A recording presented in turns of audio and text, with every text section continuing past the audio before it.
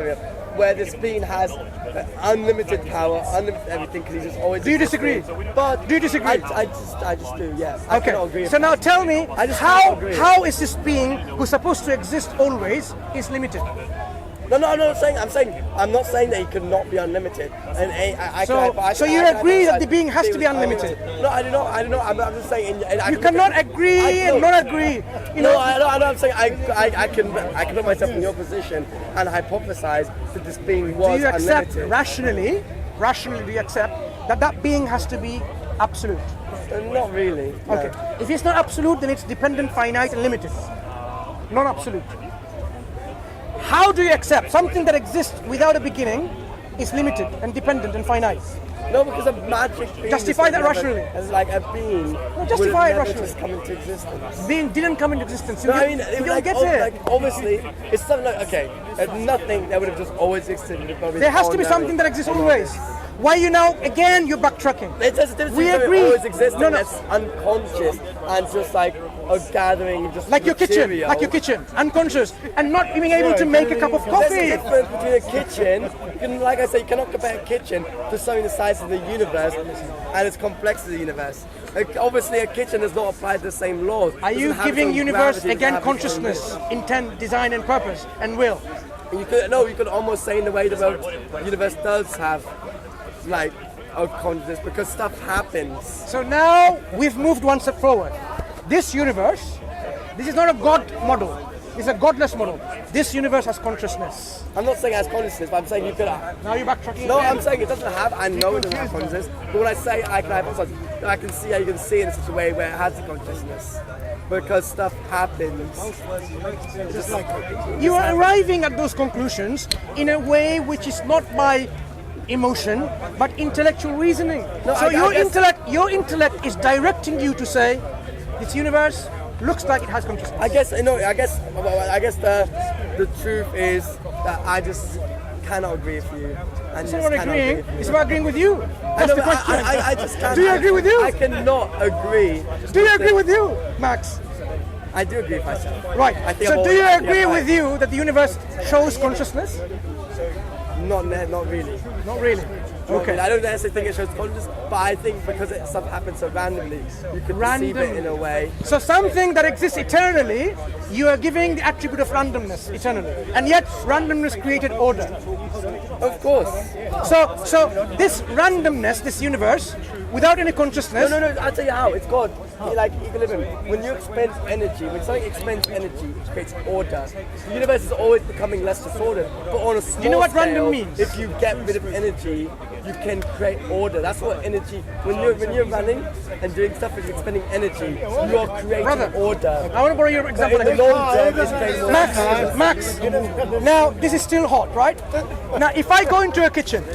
Yeah. With my big hammer or whatever I have, and smash randomly everything of your kitchen. Yeah.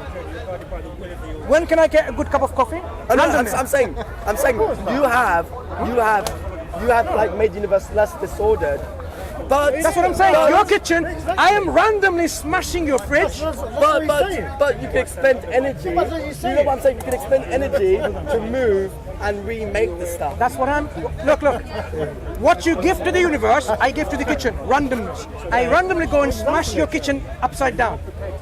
When am I going to expect a coffee in a cup like that? When someone expends the energy to make one.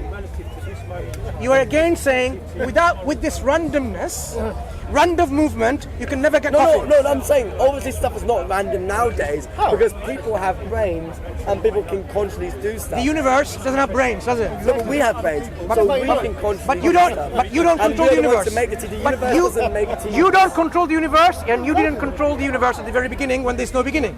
So yes, the point is still... The most random thing you could say, up to the point of where stuff took over by itself, when life took over by itself, is up to the point where two amino acids came together and divided. That's like the randomness it comes up to. And then from there onwards, life took on its own control. I am getting confused. You are at one point saying you can never have a cup of coffee. How do you pronounce it? Kolichi? No. I don't drink coffee. But I'm saying my brother does. He wants coffee from your kitchen. He goes in your kitchen randomly and smashes everything randomly. You are suggesting somehow it's possible To have it, yeah. by random events of movements to have No, this it wouldn't be coffee. man-meant. He would consciously decide to go to the shop and get new But stuff, I'm- which would spend So- energy. So, he'd So go if to he a new smashes place. your kitchen, do you still think it's possible to have a coffee like this? Not that cup of coffee, but you can have another cup of coffee. How can you have another cup of coffee? You would go to Starbucks. From his The kitchen. kitchen is the only kitchen in the universe. No, what I'm saying. What we're illustrating, He can make another. no, what we're illustrating is, if his kitchen was the whole universe, Yeah, but With like I said, random- you with- cannot with- compare a cup with of coffee. random events, imagine his kitchen was all the universe that was there else. Yeah? With random movements, you can never get a cup of coffee. Yes, but Like there's a you big can get difference universe between a cup of coffee. like we have today in randomness. That's what I'm There's trying to get Like at. I said, And I'm sure Max the understands big that. difference between a cup of coffee and the universe. The universe cannot randomly create a cup Okay. of coffee, but it created. Okay. Now, suppose God existed. How many gods Like this, right? rationally make sense to exist?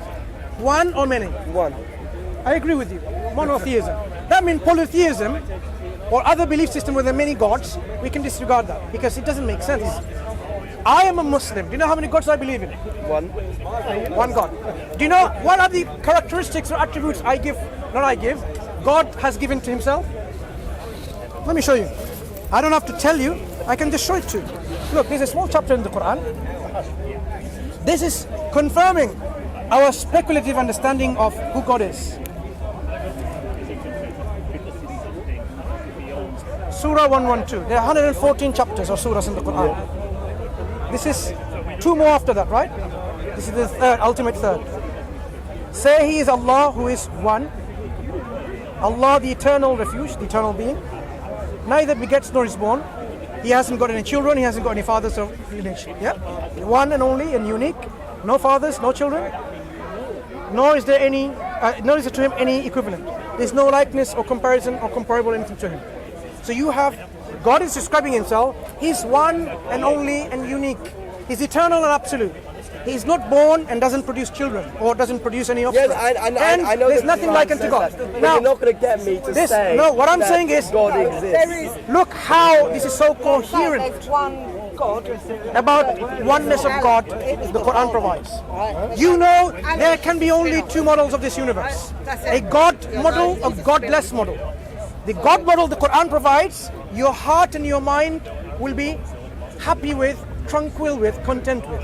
It describes God, who is this? One and only and independent and absolute. It is not saying, oh, I don't know. It's not saying like, let me give you an example. Suppose this book said, God created the rainbow Allah is man. for a reason that when he's about to destroy mankind again and looks at the cloud and sees the rainbow and says, I remember now not to destroy mankind. You will say, what kind of God is that? Who needs reminding by a rainbow? Our God, there's not a leaf that falls on the ground or the darkest of the ants on a dark night, but God is unaware of. He is the all-aware. He created this. I know, I guess to me, I just cannot see how God would Have you do read the it. Quran? No. Okay. Let me give you an honest, I haven't read it. No problem. It's a long no book problem. and No. I'd find it a bit boring. Look, such a small book. It fits in your pocket. No, that's not the proper Quran. That is the proper Quran. Come on. Come on. The proper Quran is in Arabic. This is in Arabic. Yeah, I don't know how to read Arabic. No, you know? You do? I don't know how to read Arabic. And English. The only Quran I would trust And- is an old Quran, one that's untranslated. Okay. But you need to learn Arabic. I for need that, to right? learn Arabic to do Since that. you haven't learned Arabic yet, you can use an aid, what we call a translation, and read it. I want to show you something extraordinary, but it's simple. You know how we're I've got discussing. to leave in a minute, so Okay, so we will summarize this, right? Max, it's been a pleasure speaking to you, but I want to share with you. You know how we talk about, we're speculating about this universe and the cause of this universe and the origin of this universe? We want to have guidance. We want to know the truth. Look what the Quran says about this book. Shall I tell you the Arabic first because English is... No, you can- No, and then I'll try to translate. I won't understand بسم الله الرحمن الرحيم. بعد أعوذ بالله من الشيطان الرجيم. بسم الله الرحمن الرحيم. ألف لام ميم. ذلك الكتاب لا ريب فيه هدى للمتقين. only two statements of the Quran. Alif Lam Mim. This is the book about which there is no doubt, a guidance for those who are conscious of Allah, God. Allah is the name of God. So this book, from the very outset, tells you this is a book which gives you guidance without doubt. Without a doubt. For those who are conscious of God. You are conscious that either there is God or there isn't. You know, the reality is this. It will guide you without a doubt. Look, I haven't made any notes. This is a gift from me to you. Read it, contemplate, reflect on it, and maybe sometimes later when you're again in the park, we discuss. But now, Okay. I leave you with this Quran. Yeah, have a good day. Okay? Take care, Max. Yeah, you too. Nice pleasure speaking to you. Same.